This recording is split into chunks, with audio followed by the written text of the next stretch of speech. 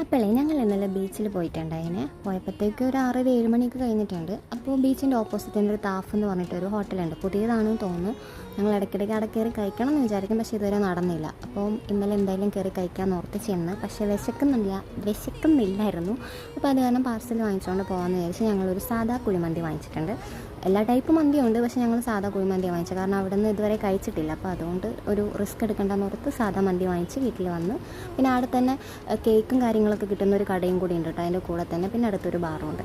അങ്ങനെ ഞങ്ങൾ വീട്ടിൽ വന്ന് സാധനം എല്ലാം വിളമ്പിയപ്പോഴത്തേക്ക് അത്യാവശ്യം നല്ല ക്വാണ്ടിറ്റി ഉണ്ട് കേട്ടോ. റൈസ് ആണെങ്കിലും നല്ല ക്വാണ്ടിറ്റി ഉണ്ട്. പിന്നെ നല്ലൊരു വലിയ ചെസ്റ്റിൻ്റെ പീസായിരുന്നു കിട്ടിയിട്ടുണ്ടായിരുന്നത്. പിന്നെ അതിൻ്റെ കൂടെ 3 സാധനങ്ങൾ, ഒരു അടിപൊളി പുളിയും ചെയ്യുന്നുണ്ട്, പിന്നെ മയോണൈസ്, പിന്നെ ആ ചുവന്ന സാധനം ഉണ്ടായിരുന്നു, പിന്നെ സലാഡും ഉണ്ടായിരുന്നു. എല്ലാം അടിപൊളിയായിരുന്നു കേട്ടോ, നല്ല ടേസ്റ്റ് ഉണ്ട്. റൈസ് ആണെങ്കിലും നല്ല ഫ്ലേവറാണ് കേട്ടോ. ചിലയിടത്തിലൊക്കെ റൈസ് അത്ര ഫ്ലേവർ ആയിരിക്കില്ല, പക്ഷേ ഇത് അടിപൊളിയായിരുന്നു. അപ്പോൾ എല്ലാവരും പോയി കഴിക്കട്ടെ. ടാറ്റാ.